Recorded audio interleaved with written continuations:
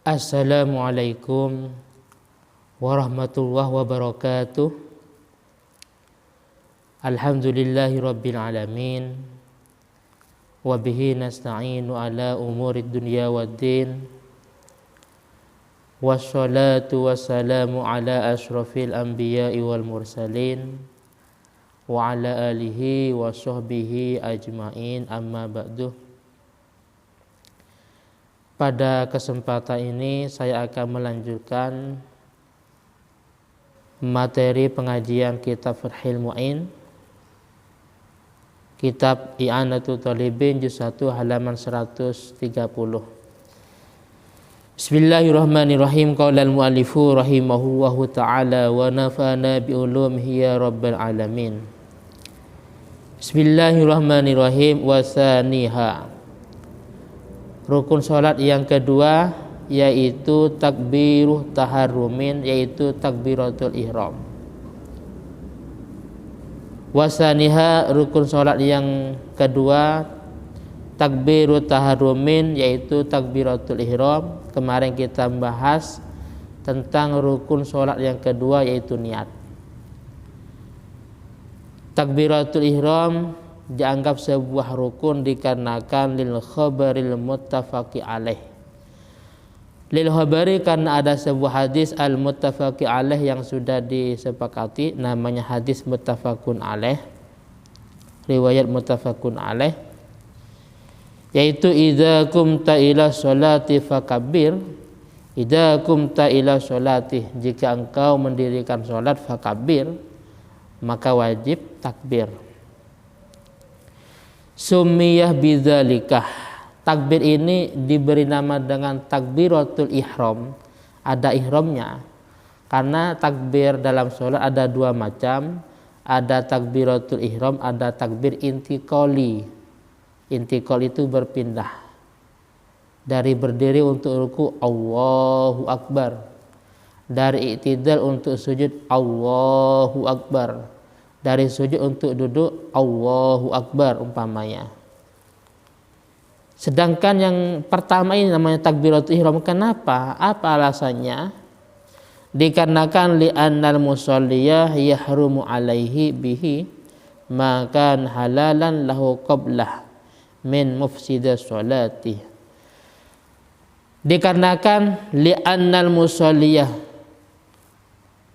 sesungguhnya orang yang sholat, yahrumu alaihi, haram baginya, bihi, dengan sebab takbiratul ihram, maka halalan, sesuatu yang halal lahu baginya, qablah, sebelum takbir, yaitu min mufsidati sholati, dari beberapa yang membatalkan sholat. Jadi setiap sesuatu yang halal sebelum sholat, makan itu halal sebelum takbir.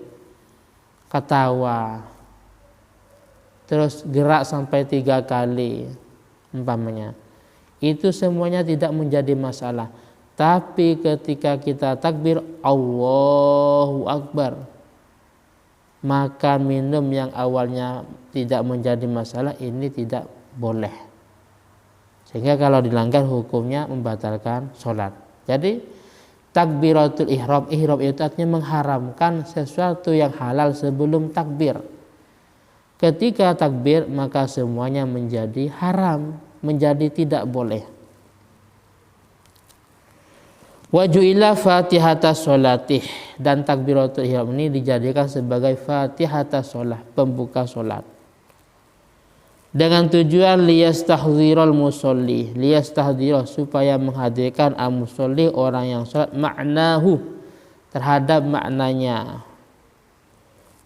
ma'nahu, terhadap maknanya takbir, ad-dal, yang menunjukkan ala azamatiman, atas agungnya zat, tahayya ahli khidmatihi, yang mana orang sholat itu sudah siap untuk khidmah kepada zat tersebut, sehingga hatta tatimah, sehingga sempurna, lahu baginya al-haibatu, itu haibah, wal khusyu, dan khusyu, wa min sammah, oleh karena itu zidah ditambah fi tikrarihi, di dalam mengulangi takbir dengan tujuan liyaduma, supaya langgeng atau terus menerus istishabu dzainik.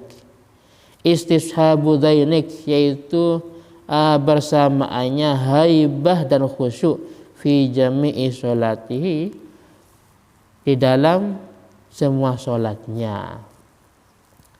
Jadi takbiratul ihram dijadikan sebagai fatihatas sholat, pembuka sholat, dengan tujuan orang yang sholat itu biar istihzar, menghadirkan bahwasanya apa yang dia ucapkan Allahu Akbar benar-benar itu terlintas dalam hatinya, bahwasanya Allah Ta'ala itu zat yang maha agung, sehingga orang yang sholat atau musolli itu benar-benar bertambah kekhusyuannya, terus bertambah haibahnya.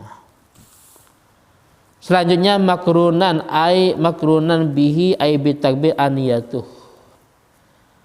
Dan niat, yaitu rukun yang pertama, niat itu harus bersamaan dengan takbir ini. Jadi lisan kita Allahu Akbar, di dalam hati berniat bahwasanya niat saya sholat fardhu duhur menjadi makmum umpamanya. Dalam lisan Allahu Akbar, tapi dalam hati kita niat saya sholat fardhu subuh menjadi makmum umpamanya. Lianna takbir, karena sesungguhnya takbir ini, takbiratul ihram itu awwalu arkani sholat, yaitu bagian pertama daripada rukunnya sholat.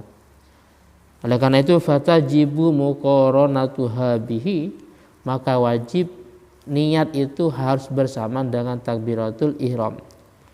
Balla budda an yastahzirah kulla mu'tabarin fima mimma marrah. Bahwasanya orang yang sholat wajib mengistihzarkan, wajib menghadirkan dalam waktu dia niat. Dalam niatnya dia wajib menghadirkan semua hal-hal yang wajib dia hadirkan. Apa contohnya? Contohnya kalau qasrih lil qasir. Kalau dia sholat qasar maka wajib niat qasar. Sholli fardhu dhuhri raka'ataini qasron. Qasronnya wajib disebut karena dia posisinya sholat qasar. Atau wa kaunihi imaman au makmuman fil jum'ah, atau posisinya dia pada waktu sholat Jumat menjadi imam atau menjadi makmum. Yang imam harus menyebutkan sholli fardhul jum'ati raka'ataini imaman. Yang makmum juga sama, wa sholli fardhul jum'ati raka'ataini makmuman. Wal qudwah li makmum fi ghairiha. Dan juga bagi makmum di selain Jumat wajib menyebutkan makmuman. Kenapa kok fi ghairiha? Dikarenakan kalau seandainya makmum ini tidak niat, makmum ini tidak niat menjadi makmuman, otomatis dianggap sholat munfarid. Sedangkan imam tidak niat imaman, ini tidak menjadi masalah dan makmumnya tetap mendapat jemaah, fadilah berjamaah. Ma'abtidaihi, nah ini harus istihdar tersebut, takbir tersebut ini harus bersamaan dengan niat, harus bersamaan dengan awal takbir. Awal takbir yaitu summa yastamirru, terus mustasiban lidzalik kullihi ilar ra. Jadi mulai dari Allah, mulai pertama dia takbir sampai terakhir Allahu Akbar, di dalam hati harus niat itu bersamaan, istishab Allahu Akbar. Wah, ini agak sulit ini. Cuman wa fi qaulin, dalam sebuah pendapat sahahu Rafi'i yang dianggap sahih oleh Imam Rafi'i, yakfi qarnuha, cukup niat itu bersamaan bi awalihi, dengan pertama takbir, dengan awal takbir itu cukup Allah. Kita niat walaupun tidak sampai selesai Allahu Akbar, tidak sampai selesainya takbir, itu sudah cukup. menurut sebuah pendapat yang dianggap sahih oleh Imam Rafi'i. Wa fil majmu' dalam kitab majmu' wan tankih dan tankih al-mukhtar pendapat yang dipilih yaitu makhtarahul Imam wal Ghazali pendapat yang dipilih oleh Imam Haramain dan Imam Ghazali annahu yakfi fiha al-muqaranatul urfiyah indal awam bahwasanya bagi orang awam cukup muqaranah urfiyah. Yang penting secara tradisi orang itu dianggap membersamakan niat dengan takbiratul ihram. Karena sulit bedanya indal khawas orang-orang tertentu itu beda-beda lagi. Yang penting bihaitsu yu'addu mustahdiran li shalah. Yang penting orang itu dianggap sebagai orang yang melaksanakan sholat secara urufnya.